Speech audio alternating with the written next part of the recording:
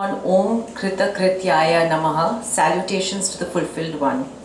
One such fulfilled man of perfection was our Gurudev, Swami Chinmayanand.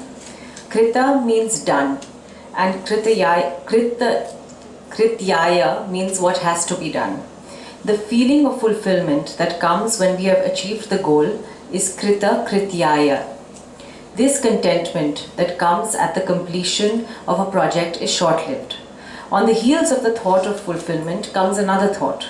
It is akin to a box of tissue paper. Pull one out and another one appears.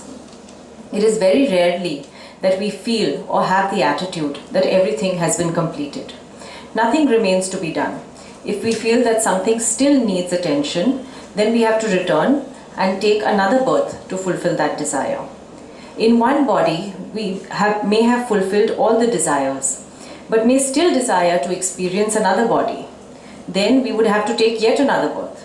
All our desires are recorded and so have to be fulfilled.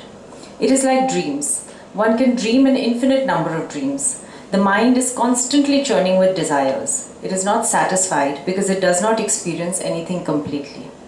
Our attention shifts from one thing to another without reaching completion.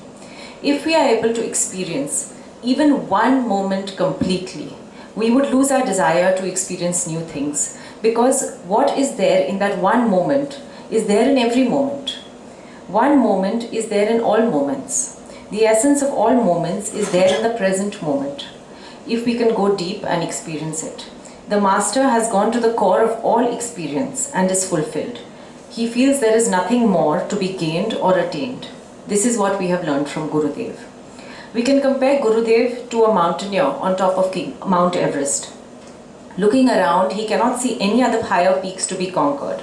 After reaching the summit, the only thing that remains is to walk down and share your experiences with others. Gurudev was similarly inspired when he saw Mother Ganga flowing down the Himalayan peaks. In his own words, "Sitting watching the Mother Ganga in her incessant hurry, I seemed to hear the words interlaced in her roar. Son, don't you see me born here in the Himalayas? I rush down to the plains, taking with me both life and nourishment to all in my path.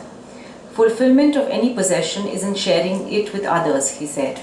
I felt encouraged. I felt reinforced. A truly fulfilled one like Gurudev is above dvandvas, the body and the desires. He works out of love and compassion, as opposed to a sense of incompleteness, ego and ignorance. Gurudev started his mission in 1951 and was totally involved in every aspect of the work. He found fulfillment from it, yet he was completely detached from it. When someone asked Gurudev what would happen to the mission after him, he said, "It is the Lord's work. If he wants it to continue, it will." We can now see how the mission has grown by leaps and bounds. Another mark of a fulfilled man is his total focus and dedication towards a cause without being affected by any of the obstacles that come in his way. When Gurudev was criticized about writing and delivering his lectures in English, it did not affect him. He continued in his mission to spread the knowledge revealed to him by his Guru, Tapovan Maharaj. His lectures were always spiced with a tremendous sense of humor, and his zest for life was legendary, which is the hallmark of a truly fulfilled man. Today we have been blessed to receive his knowledge, and we all salute him on Mahasamadhi Day. Thank you. Hari Om.